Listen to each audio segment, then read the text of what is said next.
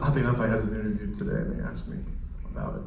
I just said, I would trade it for anything to have him here. But looking back on it now, I'm thankful for that a little piece of perspective, I guess, to get to see the forest for the trees a little bit and realize that, yeah, I'm in LA and I'm on this TV show, but ultimately it's just absurd theater and it doesn't necessarily mean anything. Kind of allowed me to focus on the task at hand, which was trying to win, or whatever the hell that was. So I get off the show, and it's immediately just, you're off. So you're in idle tour rehearsals so that you can sell Pop-Tarts for 3 months.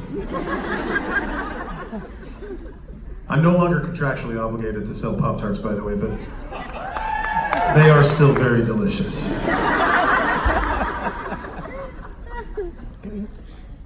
So I'm doing all that while making a record.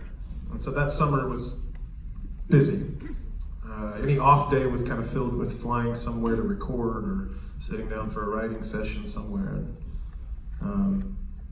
Get done with the tour, and it's immediately time to finish the record, put the single out, put the record out. Before you know it, it's the end of 2008, and it's time to go on the road to support said record. And I'm booked for a year. No, it's great. I mean, I'm 20, at that point 26 years old. And for the first time in my life, I'm getting to do exactly what I wanted to do. I was in a band and I was touring and going all over the place. Another life high. And then in the middle of it, May 3rd, thank you. May 3rd, 2009, my brother passed away.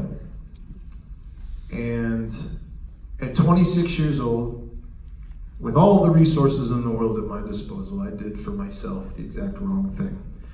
I kept going. I didn't stop and take, mental stock. I didn't take a break to take care of myself. And I paid for it. We finished that tour. I rescheduled one show for my brother's funeral. And then, then that was business as usual. And I get off the road finally, and it's time to write another record, and I'm excited. Until I start writing songs, and they're terrible. They're really dark and just not where I want to be, and I don't know how to get out of it. So over the course of 7, 8, 9 months, I'm just writing, and I'm getting frustrated because I'm not in the studio yet. I feel like I've got some songs, even though now I know I didn't have any songs. And as we get further down into the process, we're 86, 87 songs deep on this record, and nothing's working. And we're just fighting uphill for everything. And emotionally, I'm a mess. I'm lashing out at people. I'm miserable. And then it gets exacerbated, because why the hell am I miserable? I'm making a major label record. It just toured for a year. What the hell do I have to be sad about? And I sit down in a room one day with 2 really good friends of mine to this day. Guys that were in my band at the time, a guy named Neil Tiemann and a guy named Andy Skip. They deserve more applause than that. You'll understand that. So I had known Andy and Neil long before Idol. I lived in their dining room right out of college when I didn't have a job.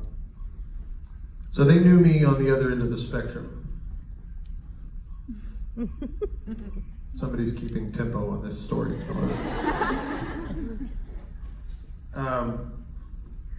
So we sit down at my house, and Andy sits down at a piano and starts kind of playing this piano chord progression, and immediately I felt more comfortable than I'd felt in a long time, and I felt like I could finally open up a little bit more.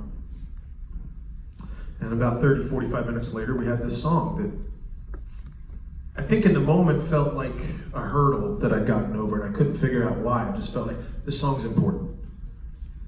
So we recorded, we put it on the record. Rest is history, I guess. Then years go by and I start to get a little bit of perspective, a little time away from things, and I started realizing that this song saved my life. And the reason it did is because I had people in the room that loved me and gave of themselves in that moment. And the lesson that I've pulled from that as I've gotten further away from it is that ultimately we have no idea what we mean to somebody. Whether a stranger, a best friend, and anything in between, you have no idea. And so I humbly ask everybody in this audience, as you leave tonight and go back to real life, a kind word, a handshake, a hug can save somebody's day, can save somebody's week, can save somebody's life. Yeah. And in a climate where it just seems so much like, thank you. You didn't realize you were getting preached to tonight, did you? We're on a church. Great job. Great job. It used to be a church.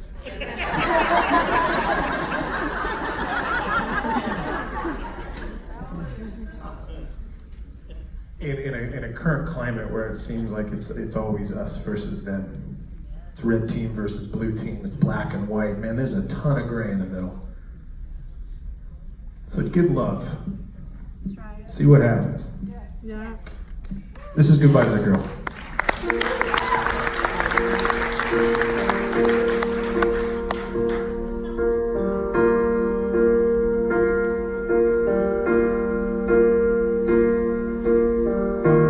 Paint another picture, black and blue. Take another moment, one or two, just to get over you.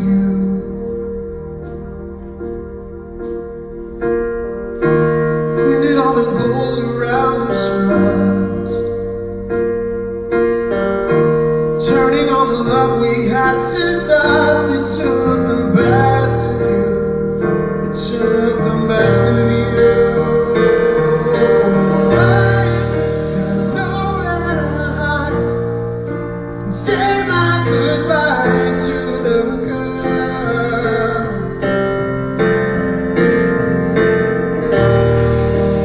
Leaning on the edge, jumping on the ledge. Take another picture off the wall. Just another moment, watch it fall into the ocean blue.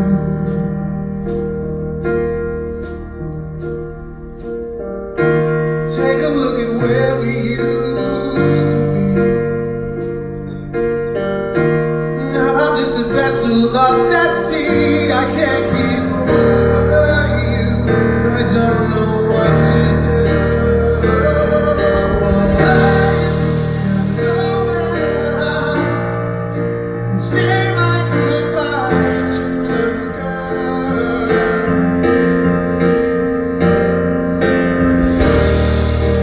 Leaning on the edge, jumping on the ledge, and watching the night do what the light never could.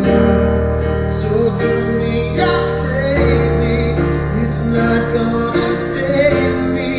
I'm holding my breath till the lights blur, 'cause I got nowhere to hide and say my goodbye to the girl. Oh, goodbye to the girl.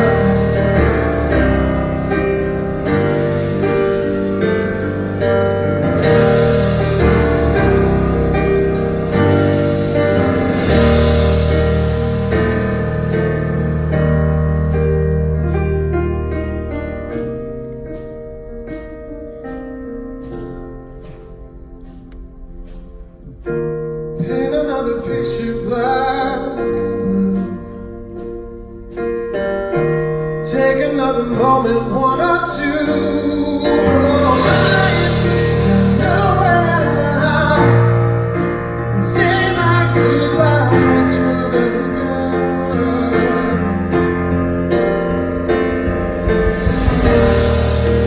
Leaning on the edge, jumping on the ledge, and watching the night do what the light never could.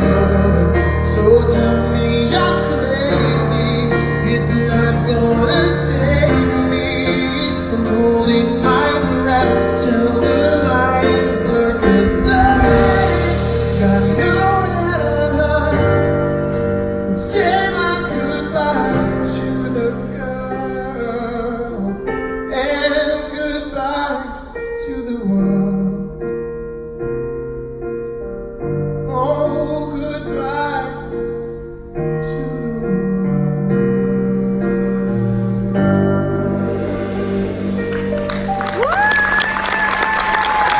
Thank you very much.